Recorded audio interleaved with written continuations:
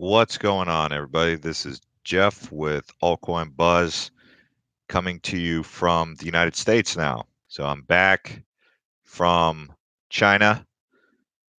So where have you guys been? That's probably some of you guys were asking me where I've been. I was in China. China doesn't actually allow YouTube or anything like that. And if you do get a VPN, good luck trying to get through to that because I guess they had a vaccine thing that just really cut back on the connectivity for Westerners. But anytime, if any of you guys ever get a chance to go into China, you should do it because it's one thing to sit in your country and make assumptions about a place, but it's a whole nother thing to do it. So as a matter of research and being a part of being in the know, it's a great experience. And that's why I challenge myself to step outside of my comfort zone and go into places like China who are against crypto and do all these crazy things that really are not that crazy, but appear to be crazy. So China for me is a learning experience always. They're so powerful. If you think America is, all I can say is America's strong, yeah, and it's a great place, probably still the greatest place on earth, but the power in China will make you say, whoa.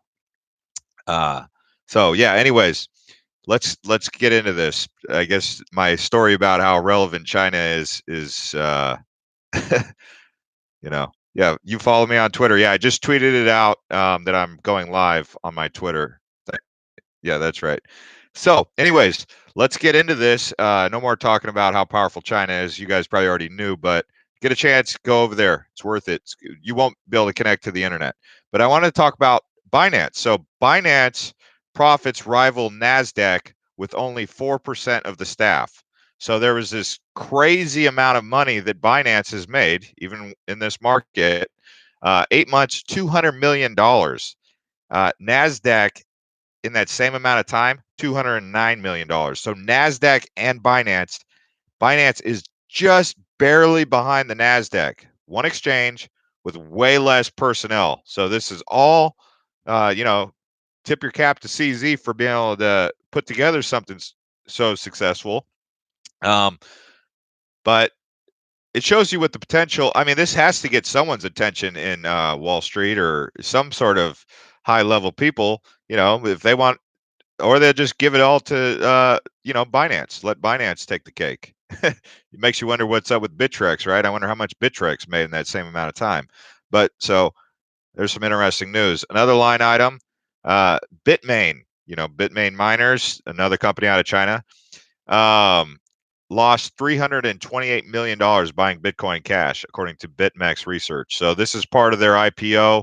That's not such great news for potential investors unless they see something in Bitcoin Cash that uh, can turn the corner. Which, if you've been tracking me, you know that I've been kind of on the fence with Bitcoin Cash, and I've bought some Bitcoin Cash, and I'm still holding the Bitcoin Cash. But uh, with Craig Wright just keeps getting himself in these weird situations. He's gotten into it a couple times over in, I think, Taiwan and China and stuff like that with some the local press and some of the people over there, and now he's getting into it with Bitmain, which is Jihan Wu's company, and it's just not looking good when you see that kind of fighting. Even Roger Ayers. So anyway, Bitmain, it's we'll see where they take Bitcoin Cash, but that's their main holding is Bitcoin Cash. Another subject that I wanted to talk about here while we're on this topic is Amazon. Amazon's coming under fire. You guys always are hoping that Amazon adopts crypto because that would be huge for crypto, right? I mean, it would make sense. E-cash, e-shopping, all that stuff pair together. But Jeff Bezos, the richest man in the world, many of his employees are so poor, you're paying their welfare benefits. And he's not the only tech billionaire offloading his payroll costs onto taxpayers. This is coming from Tucker Carlson. Okay, so look, he's just the one reporting on it. I'm reading what he's tweeting, but he's pinging on the larger picture, at least according to Fox News here, is that Amazon makes so much money, yet their employees which is kind of what we've seen with Walmart, right? Where you still they're on welfare, so he's making crazy amounts of money. Just to put into perspective how much money these people actually have, I was in Macau, which is in China. Okay, Macau invoiced 3 times more uh, casino gaming revenue than Las Vegas. So that means that Macau, so the investors who saw the Macau vision of turning it into East Las Vegas or Las Vegas 2.0, which now it's Macau 1.0, and over in Nevada they have Macau 2.0, um, because of volume. The person who saw the vision that Chinese people like to gamble, and if they created a safe haven for them to gamble in an SAR outside of China, like Macau, and just duplicated that model, that they would make 3 times the amount of revenue of Vegas. That is so much money. Now, that money, I think it was somewhere around like $30 billion. Don't quote me on the exact amount. But when I heard it, I was like, really? And Jeff Bezos is worth 100 billion. So what they make in 1 year in Macau, which is 3 times the amount of what Las Vegas invoices, Jeff Bezos has times even more than that. So just think about the amount of wealth that this one person has. So when you hear stories like this about their employees not getting paid a fair wage, it's like, how much money does this dude need, right? Um, but Amazon is obviously, yes, you're right, Wade. It's going to continue to grow. Thanks to everyone who crushed up the like button. We're at 18 likes. So thanks for helping us get the video out there by doing that. Because as you know, when you push the like button, it builds our community. Um, so let's see. You guys are asking about uh, Tucker Carlson. I don't know about Tucker Carlson. What do you think of Holochain and PundyX? Let's see. Okay, so there's some unique comments coming in. I'm trying to track them, but let's see. All right, so let's get back in here. We've got Japan's National Policy Agency or National Police Agency to employ new software to track crypto transactions. So you've got the Japanese police looking to dial in here and pay attention to who's using cryptocurrency opposed to regular fiat. They want to know. But the thing is, crypto's on a ledger, right? Bitcoin's on a ledger, so it's much easier to track than every single time we exchange fiat. If you give me $50 and I give you $25 in return, there's no real ledger for that electronically. I mean, there is a receipt that's generated from that sometimes, but when you make a Bitcoin transaction, there's a ledger of it. So, I mean, if that's their big concern, any government, I mean, Bitcoin still makes. Just wonder all this and see how you guys have been doing. It's been a while since I made a video, and doing some traveling to understand more about just the world as we see it. Um, that's kind of you guys who follow Island Hopper TV already know about that.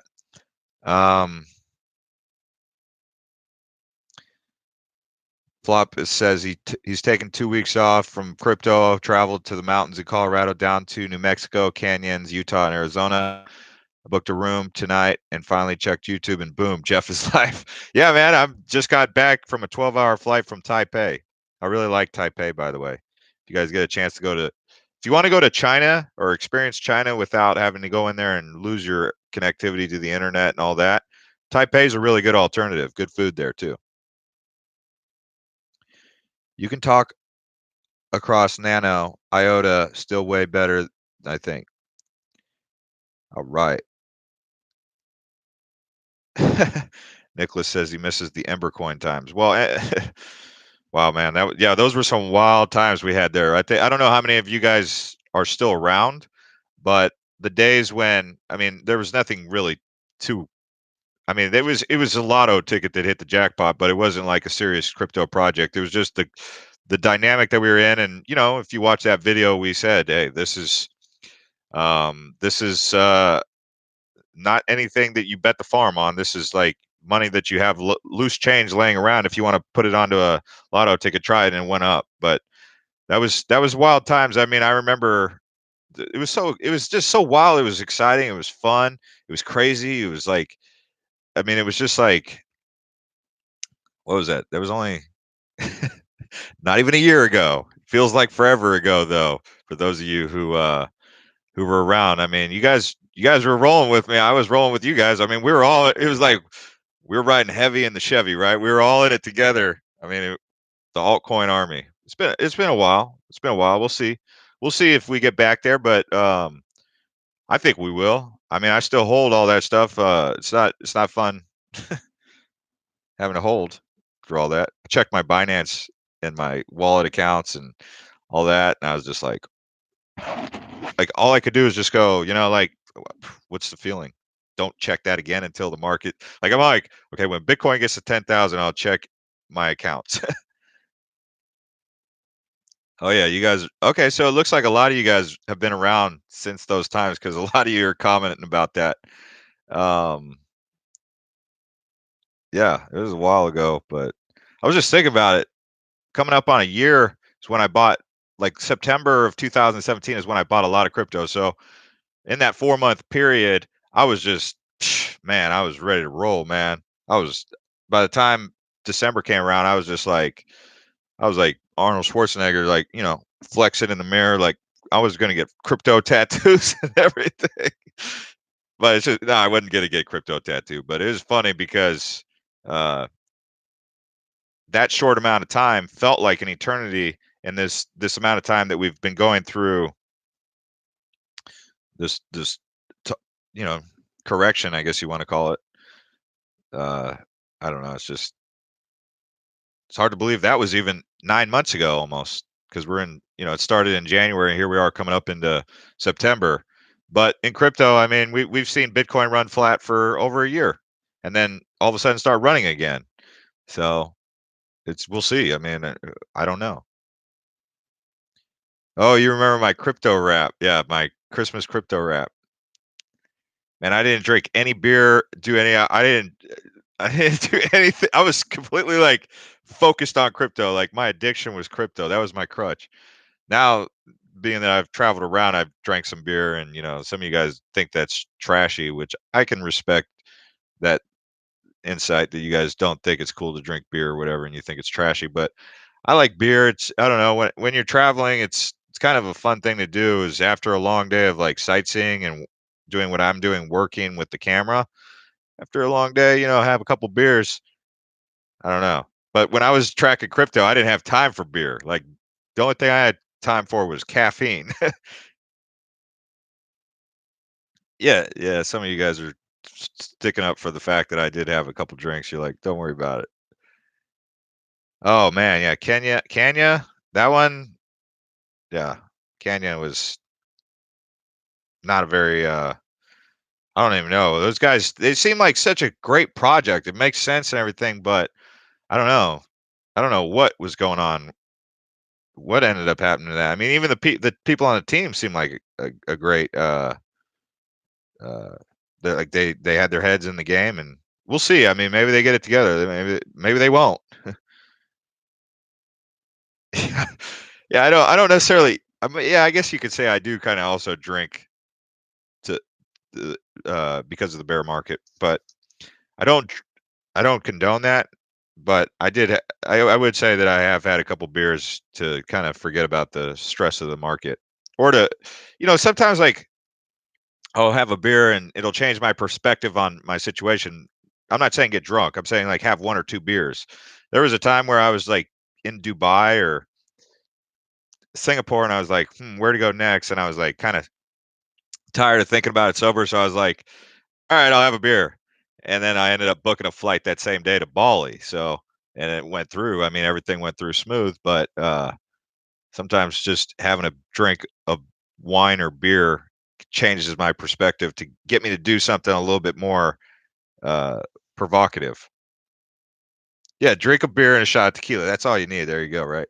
If you're 21. No, I don't. I haven't even drank alcohol for a week now. So it's not like I'm an alcoholic. I drank in Hong Kong. Had a little bit of a wild night in Hong Kong because I met some Russians who just started partying, and they started bringing over vodka. They brought over a Polish vodka, some other Russian vodka, and another Russian vodka. And I was just like, oh, I like got into the zone. And I told them, I said before I even started, I said, look, I just drink beer. I'm not trying to do vodka with some Russians. I come here by myself. I'm not trying to party. They just wanted to party. I ended up getting drunk. So I haven't drank since, when you wake up, you're like, I'm not ever drinking alcohol ever again. That was one of those times. So for 7 days, I haven't drank. Um, Everything in moderation. Yeah. So, anyways, let's take a look at some of these coins. It's always good to. I mean, we can go back and forth with all that conversation because it's always fun here in our online chat room about drinking beer. Bitcoin Cash, yeah, 540. Everyone's kind of down on Bitcoin Cash. Ethereum, there was some big news about something happening with Ethereum, and it's unconfirmed. But if you check Crypto Bobby, you guys know Crypto Bobby, he tweeted out something today from check Crypto Bobby's page. Let's see here. Frankie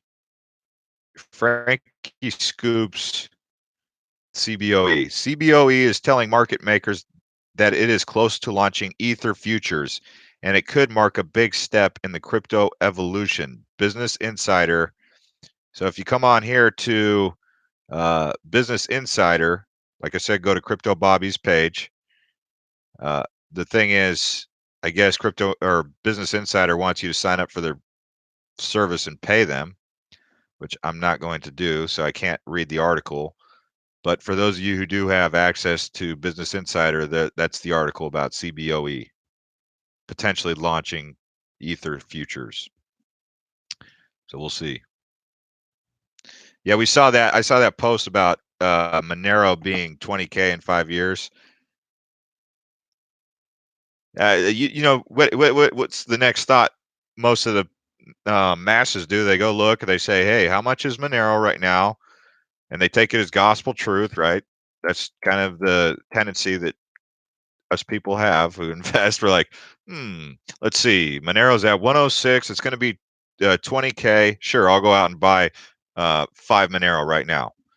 And then, that's because they're taking the advice that they saw on some news website that says that, which can happen. I mean, but that's the thing with once you make that decision to follow that opinion, it's you're coming into agreement with that opinion, right? 20K. So could it happen? Sure. But I mean, people do the math. They're like 106, we'll get to 20K. That'll put us at maximum big returns. But Monero circulating supply is, I think it's going to be what, 21 million? Right now it's at 16,364,000. So we'll see.